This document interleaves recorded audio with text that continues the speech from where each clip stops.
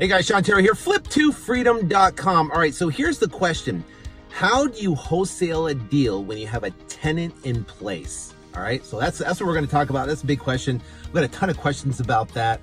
And we've done a lot of deals where you get a tenant in place. It does put a monkey wrench into the whole process. But we're going to talk about what do you do with a long-term lease? What do you do with a short-term lease? What do you do when a tenant goes dark, right? Can't even get a hold of them. And then what happens in how you deal with the buyer in the process. So tenant landlord rules all across the entire country are different. Now, if you're in DC, it's completely different from Arizona, from California to Chicago to Florida. So what I'd highly recommend is get well versed with your tenant laws. Either have your talk to an attorney, or you can easily Google it, landlord tenant laws in your state or city, and you can find out exactly what those laws are, right? That's number one. You want to abide by the rules, abide by the laws the best as possible. Now, what's going to happen is you're going to have a short-term lease, you're going to have a long-term lease, short-term lease, you're going to have a tenant that pretty much goes dark, and then you're going to have to deal with a buyer. So what do you do with a long-term lease? First off, the number one thing we do is we look at the agreement, the tenant agreement, right? And if there is language inside the lease agreement with the tenant that states that if the seller sells the property, then the lease reverts to a month to month, then you're golden, right? Now you have leverage, you have control over that situation, and now you can work with the tenant based upon that language in the contract. Now, if the language is not in the contract and they have a long-term lease, then the only other option, obviously excluding whatever current laws there are, is talking to the seller and negotiating some sort of cash for keys, like a cash for keys where, listen, we're buying the property, we're either going to renovate it, we're going to turn around and sell it, we're going to keep a tenant in place, whatever the case may be. We're going to offer you X amount of dollars to move out of the property and find another place. Now, before you negotiate with the seller, remember this is a people business, right? So the first and foremost thing we do prior to all of these different negotiation techniques is, number one, build rapport. If you can get a tenant to like you, to trust you, to want to work with you, then that is paramount. It's going to help with all the other different negotiations. I went into a property once where the tenant was hostile. We had our disposition manager go over there. He called me. He didn't know what to do. The tenant was freaking out, didn't want to move, had a long-term lease. I went in there. I built rapport with that tenant. Next thing you know, he liked me, he trusted me, I understood his situation, I validated his points, and we were able to negotiate a cash for keys. He was out of the property within 15 days, and we were able to turn around and sell that deal and close it and get paid as a real estate wholesaler. So that is paramount, building rapport. Now, so cash for keys is something you can do. $2,000, $1,000, $2,500 is reasonable, where you can basically negotiate to give that. Now, that can all be negotiated also too with the seller, that, listen, you don't want the tenant in place, it's costing X amount to get them out. Again, you can pass that cost onto the seller and be part of the negotiation, or it can make sure you build that into your fee. The next thing, or build that into your fee with your buyer. The next thing is short-term lease. Now they have a short-term lease. Now you have leverage with that tenant, subject to the laws, of course, and you can go back and now talk to that seller and either have them move out. Now, remember, overall, as a real estate wholesaler, our mission is to close the deal as fast as humanly possible, right? We want to get a deal closed yesterday, fast as possible, because we get paid and because of the whole velocity of money formula. If you understand that formula and how it works, it literally compounds on itself. The more length of time you have between closings, what's going to happen is cash is going to come back to you. Marketing is going to be limited. And the goal is to get it closed as fast as possible. That being said, on a short-term lease, you want to get the tenant in a position where if the buyer so chooses, they want to be able to have that seller move out so they can rehab the property and turn around and sell it. Or they might want to keep the tenant in place, but essentially raise the rents if that's what they decide to do. Anyways, you want to be able to have, when you're marketing the property to the buyer, which we'll talk about here in a second, how to deal with that short-term tenant.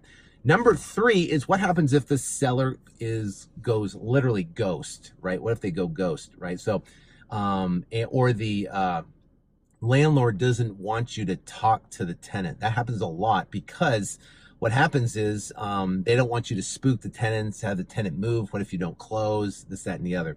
So now that the seller says don't talk to the tenant, or that tenant has ghosted you, first thing you want to do is get a copy of that lease. That is, make sure that in the lease, if it flips to a short-term lease, great. If it doesn't, if it's a long-term lease and you have a tenant now that's ghosted, you literally have to go over there. And here's the thing: you got the buyer, a seller who doesn't want you to talk to the tenant. You're literally stuck in a situation to where either A, you have to negotiate with that seller to give you the ability to talk to that tenant. But if they say no, absolutely not, which happens a lot actually, then you have to sell the property with the current lease in place without negotiating, without dealing with the tenant whatsoever, right? So now you have no communication with the tenant. You do have a copy of the lease. Maybe you do, maybe you don't. Sometimes you don't. And now you have to sell that property to the buyer. So that's the next step. So first off, disclosure.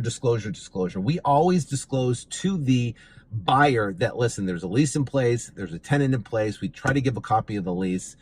We try to negotiate a cash for keys on the front end if we can, giving them the option if they want to move out that tenant to be able to renovate the property. Now, if we don't have any communication, or the buyer says no, we're going to communicate that to the buyer, meaning say, listen, the seller said absolutely not, we can't talk to the tenant. We do have a copy of the lease, or maybe we don't. And then you buying the property, you're going to buy at the price, and you are going to inherit essentially the lease, and you're going to inherit that tenant, and you'll have to deal with that. Now, you might have to give a discount up front for them to be able to take that problem on hand, right? You might have to give them a deeper discount. Instead of selling it at, $170,000, you might have to sell it $165,000 for them to take on that problem. And that might be part of the negotiation up front, but you got to disclose it. The buyer has to know what's going on. I would even have them sign off on some sort of acknowledgement that you did disclose it. They know there's a tenant in place. They know that there's no communication, and they are taking on that lease or that tenant situation. Now, it's going to be harder to sell, but you want to be able to market it and disclose it. And if the price is right, if the price is a deep discount enough, you're not going to have a problem, right? We don't have problems selling our properties to our buyers, especially if the price is right and it's disclosed up front. The issue becomes where it's not disclosed. Then they're going to turn around and sell, right? We're going to turn around and try to sell the property. Then we get to the closing, and all of a sudden it all blows up. Why?